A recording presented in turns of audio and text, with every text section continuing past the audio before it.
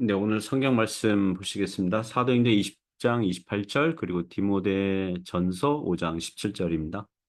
먼저 사도행전 20장 28절 말씀. 여러분은 자기를 위하여 또는 온 양떼를 위하여 삼가라. 성령이 그들 가운데 여러분을 감독자로 삼고 하나님이 자기 피로 사신 교회를 보살피게 하셨느니라. 디모데전서 5장 17절 말씀입니다. 잘 다스리는 장로들은 배나 존경할 자로 알되 말씀과 가르침에 수고하는 이들에게는 더욱 그리할 것이니라. 아멘. 네, 오늘은 금요일 웨스트민스터 신앙고백서 봅니다. 교회의 책벌에 대하여 교회의 책벌에 대하여 제목으로 하나님의 말씀 증거하겠습니다. 오늘은 웨스트민스터 신앙고백서 30장 보려고 합니다. 30장은 교회 책벌에 대한 그런 진술입니다. 오늘 하- 오늘 그 30장 이게 전체를 보려고 합니다. 책벌이란 뜻은 책망하여 벌을 주다 이런 뜻이에요. 네이버 국어사전 보니까 저지른 잘못이나 죄를 꾸짖어 벌을 줌. 그 영어로 웨스트민스터 신학업에서 영어로 보니까 이 책벌이 이게 censure 그래서 그 뜻이 견책하다, 질책하다 이 뜻입니다. 교회의 책벌이니까 교회 내에서 어느 성도가 영적이고 도덕적인 잘못을 하고 죄를 지었을 경우에 교회 지도부가 그 권징하는 것이 적절한 그 형편과 수준에 맞게 권징하는 것이 교회의 책벌에 대한 것입니다. 어, 그러나 만일 어느 성도가 사회적인 과실을 한 경우에는 어떻게 합니까? 예를 들면 교통사고를 냈어요. 교인이. 그때 나라법에 따라서 처벌을 받게 되겠죠. 제가 아는 지인 목사님은 교회 봉고차 운전하다가 어느 오토바이 운전자랑 이렇게 운전자를 쳤는데 운전자가 그만 죽었어요. 그런 경우에는 민사상의 처벌을 받는 거죠. 그 목사님은 죽은 운전자 가족에게 손해배상해야 됐고, 그리고 약 7개월인가 8개월 이제 교도소에 다녀온 것으로 압니다. 하지만 교회에서는 어떻게 하죠? 노예나 총회에서는 교통사고를 낸 목사님을 어떻게 해요? 목사직 박탈하거나 설교권 뭐 빼앗습니까? 그렇지 않습니다. 왜냐하면 그분이 고의적으로 사람의 생명을 취한 것은 아니거든요. 그러므로 신자들이 교회에서 책망을 듣거나 꾸지람을 들어야 되는 영역은 영적이고 도덕적인 잘못, 그 영역이에요. 그런 부분에서 얘기하는 것입니다. 사회법에서는 제재를 하지 못하는, 하지 않는, 하지만 교회법, 이제 할 수 있는 그런 것들이 있죠. 예를 들면 어느 정도가 바람을 폈어요. 사회법으로는 뭐 제재를 못하죠. 그죠? 그런 게 있잖아요. 그리고 어느 교인이 이단 모임이나 집회에 출입하고 있어요. 그때는 사회법에서 뭐라고 구속할 수 없거든요. 다만 그때는 교회법에서 책벌할 수 있는 그런 영역이 있다는 것입니다. 그와 같은 영역에 관한 교회 책벌을 웨스트민스터 신앙고백서 30장에서 다루고 있는 것입니다. 네 가지 항목이 나오는데요. 오늘 모두 뭐 간단하게라도 다 보려고 합니다. 여러분이 뭐 언제고 들었을 법한 그런 교훈들입니다.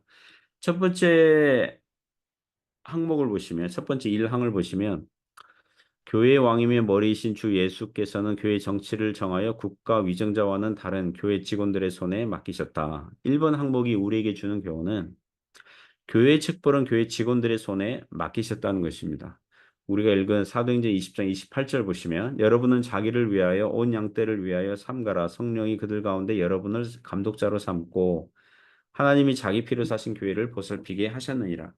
이 구절은 사도 바울 선생님이 3차 전도 여행 마치고 예루살렘으로 돌아가는 길에 밀레도 그 항구 도시에 잠시 정박한 그 때가 있었습니다. 그때 가까운 도시에 에베소 이제 3차 전도 여행 때 그 사역했던 곳이죠.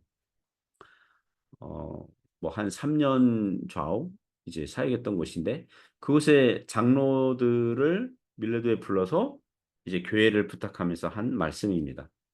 장로들은 교회 지도자 그룹인데 타인에게 모범적인 생활을 하라고 하면서 성령께서 장로들을 교회의 감독자로 삼았다. 그리고 목자처럼 삼아서 교회를 보살피도록 하셨다. 이렇게 말씀하고 있어요. 그리고 디모데전서 5장 17절 보시면 잘 다스리는 장로들은 배나 존경할 자로 알되 말씀과 가르침에 수고하는 이들에게는 더욱 그리할 것이니라. 여기서 장로들은 오늘날 목사는 가르치는 장로고요. 또 우리가 교회에서 장로님 하는 이제 장로는 다스리는 장로 이렇게 생각하시면 돼요. 바울 당시에 초대교회에서는 장로들의 교회를 다스렸는데 말씀과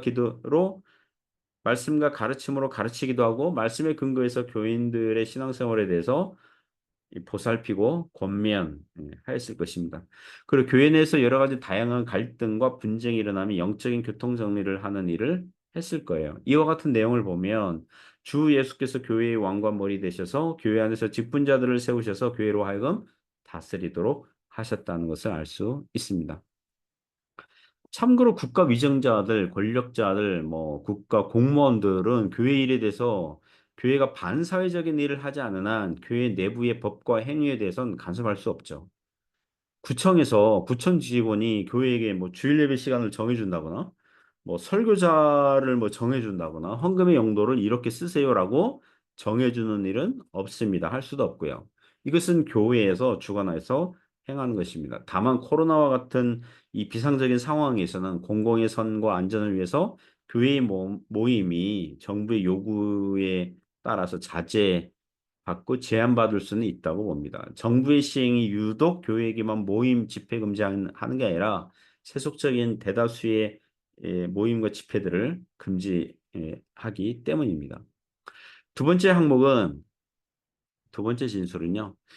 어, 두 번째 항목 읽겠습니다. 이 직원들에게 천국의 열쇠가 위탁되었다. 이 열쇠의 힘에 의하여 그들은 죄를 보류하고 사해주는 각각의 권세를 가지고 있다.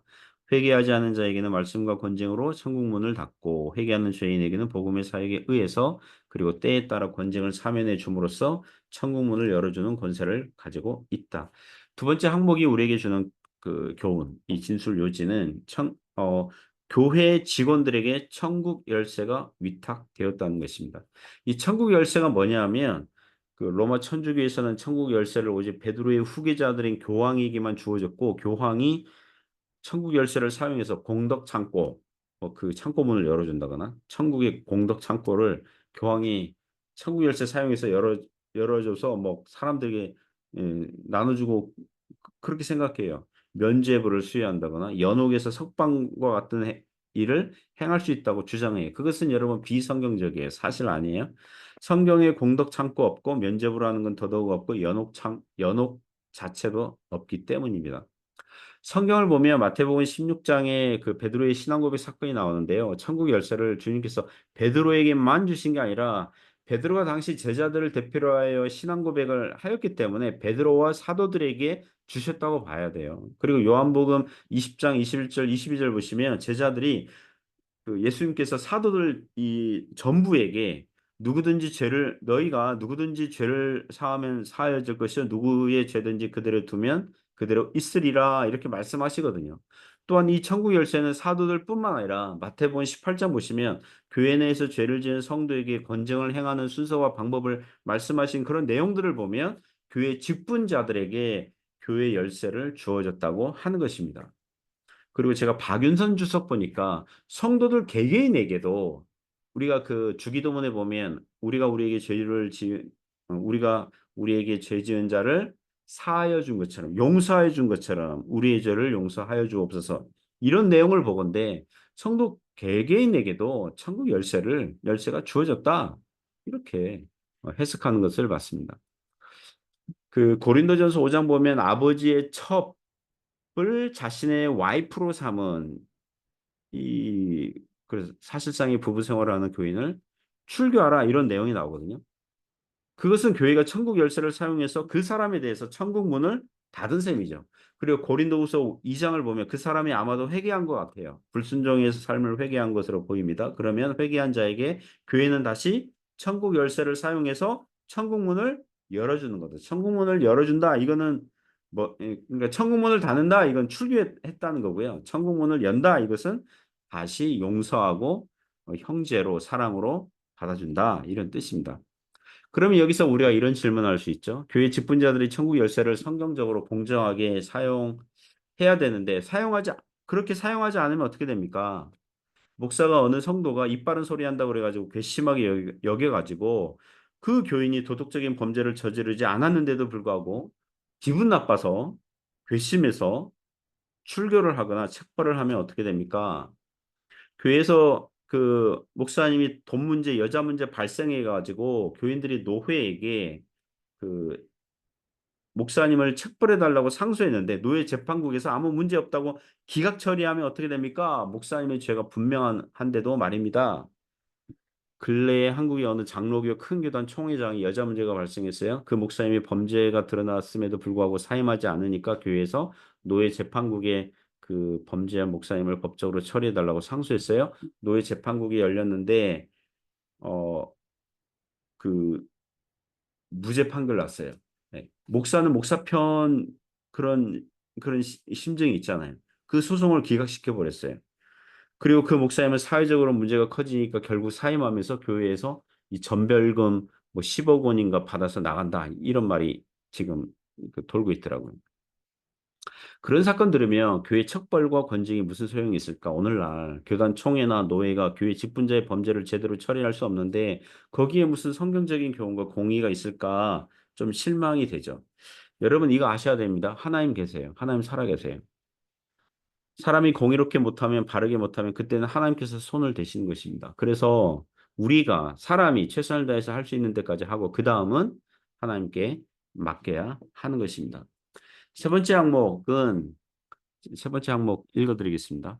교회의 권징이 필수적인 것은 범죄한 형제들을 되돌려 잃어버리지 않고 얻기 위해서 다른 이들이 같은 범죄를 하지 않도록 막기 위해서 온 덩이를 어, 물들일지 모르는 누룩을 깨끗이 제거하기 위해서 그리스도의 명예와 복음에 대한 거룩한 고백을 옹호하기 위해서 그리고 하나님의 진노를 예방하기 위해서다. 교회의 성도들이 하나님의 언약과 그것을 인친 것을 악명 높고 완고한 범죄자들이 더럽히게 내버려 두면 당연히 하나님의 진노가 교회에 임하게 될 것이다.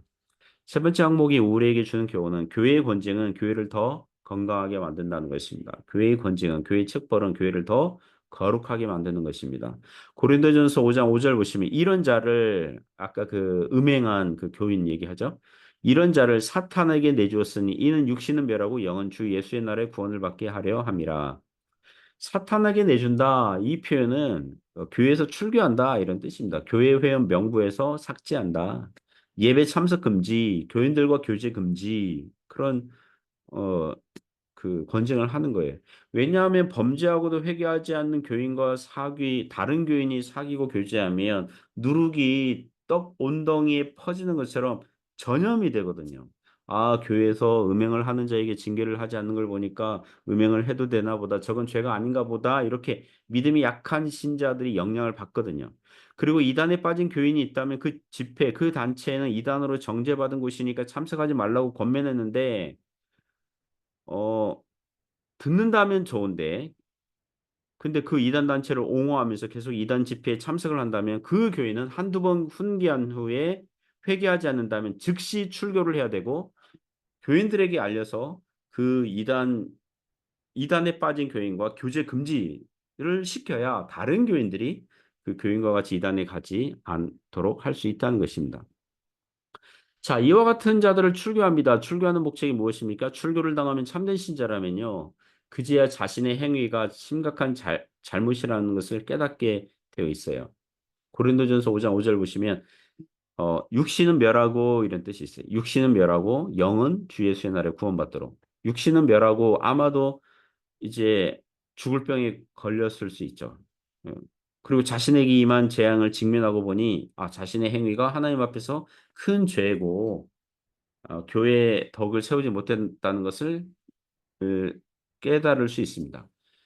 참된 신자라면 권징을 받을 때에 예배드리지 못할 때에 다른 성도와 교제를 못하면요 영적으로 갈급하게 돼 있어요. 성도의 교제와 모임을 사모하게 되어 있어요. 그래서 회개하여 돌아오면 그 사람은 권징을 통해서 하나님과의 관계가 회복이 되고 그러면 교회가 용서와 교회의 지체로 받아들이고 회복하면 되는 것입니다. 그러므로 권징의 목적은 사람을 망신시키고 모욕을 주는 데 있는 게 아니라 살리고 회복하는 데 있다는 것입니다.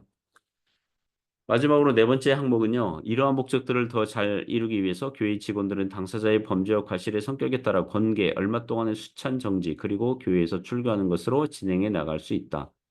네 번째 항목이 우리에게 주는 교훈은 교회의 책벌은 단계와 순서가 있다는 것입니다.